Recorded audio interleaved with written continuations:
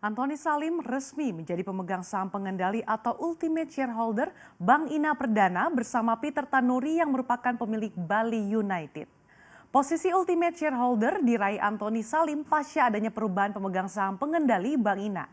Dan lalu seperti apa perjalanan grup Salim dalam mengelola bisnisnya di sektor perbankan? Akan saya ulas untuk Anda dalam Grup Salim Punya Bank Lagi. Ya, Grup Salim merupakan konglomerasi usaha yang dibangun Sudono Salim atau Lim Sioliong di era kejayaannya. Nah, Grup Salim memiliki usaha hampir di semua sektor industri, mulai dari sektor perbankan, industri makanan, bahan bangunan, retail, hingga otomotif. Di industri perbankan, jejak Salim sudah ada sejak era Orde Lama. Dan kita lihat pada 1954 Sudono Salim mendirikan Bank Windu Kencana, tapi pada saat itu tidak berhasil. Kemudian pada Oktober 1956 Salim kembali mendirikan bank dengan nama NV Bank Asia. Kemudian pada 1957 Lim Sioliong kembali mendirikan sebuah bank yang belakangan ini menjadi Bank Sentral Asia atau BCA.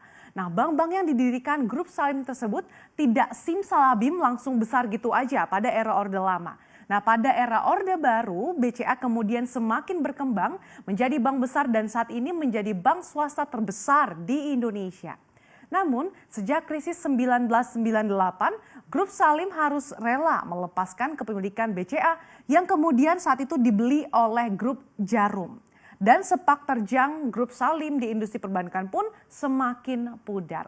Singkat cerita, sampai akhirnya di tahun 2017, tepatnya di Januari, Grup Salim membeli saham Bank Ina Perdana sebesar 29,02%. Sehingga Grup Salim resmi menjadi ultimate shareholder atau pemegang saham pengendali terakhir Bank Ina Perdana dari sebelumnya hanya dipegang oleh Philadel Terra Lestari milik Peter Tanuri.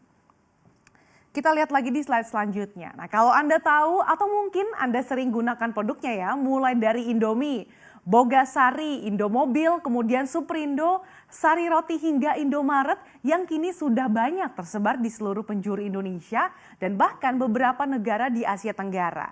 Yes, itu merupakan kerajaan bisnis yang dimiliki oleh Grup Salim. Dan saat ini penerus konglomerasi Grup Salim adalah Antoni Salim. Berdasarkan majalah Forbes, Antoni Salim merupakan orang tertajir nomor 6 di Indonesia. Nilai kekayaan Antoni Salim hingga Desember 2019 tercatat mencapai 5,5 miliar dolar Amerika Serikat atau sekitar 77 triliun rupiah. Nah, Grup Salim memiliki sejumlah perusahaan yang tercatat di Bursa Efek Indonesia. Kita lihat di antaranya ada London Sumatra Plantation atau LSIP, Indofood CBP Sukses Makmur atau ICBP, Indofood Sukses Makmur INDF, Salim Infomas Pratama SIMP, kemudian ada Indomobil Sukses Internasional atau IMAS, dan Indo Retail Makmur Internasional atau DNET. Kita lihat lagi di slide selanjutnya. Nah, pada Januari 2017, Grup Salim resmi membeli saham Bank Ina Perdana sebesar 29,02% melalui NS Financial Fund sebesar 10,58% dan juga melalui NS Asian Financial Fund ini sebesar 18,44%.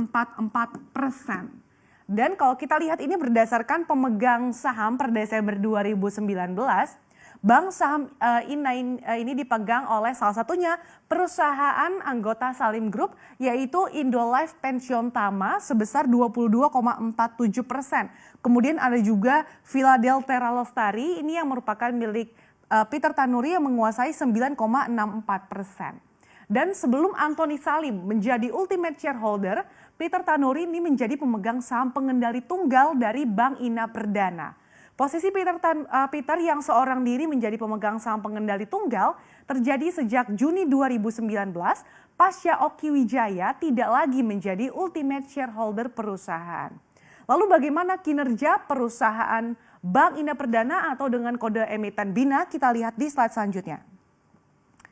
Ya, berdasarkan laporan keuangan perusahaan hingga kuartal ketiga 2019, kita lihat Bank Ina ini berhasil meraup laba bersih sebesar 4,17 miliar rupiah atau meningkat 10,03% secara year on year. Kemudian hingga kuartal 3 2019, total aset ini juga mencapai 4,52 triliun atau meningkat 17,36% secara year on year.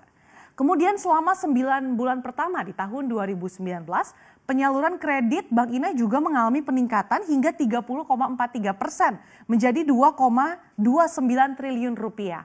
Kemudian dari segi dana pihak ketiga atau DPK juga tumbuh 23,47% menjadi 3,13 triliun rupiah secara tahunan. Nah, setelah dicaplok grup Salim, Bank Ina Perdana berencana akan meningkatkan status dari Bank Buku 2 menjadi Bank Buku 3 dengan modal inti 5 hingga di bawah 30 triliun rupiah. Untuk mewujudkan mimpi menjadi Bank Buku 3 yang ditargetkan dapat direalisasikan dalam kurun waktu 5 tahun atau pada 2024, ada 2 cara yang akan ditempuh oleh perseroan, yaitu dengan penerbitan saham baru atau rights issue dan injeksi dari pemegang saham existing langsung.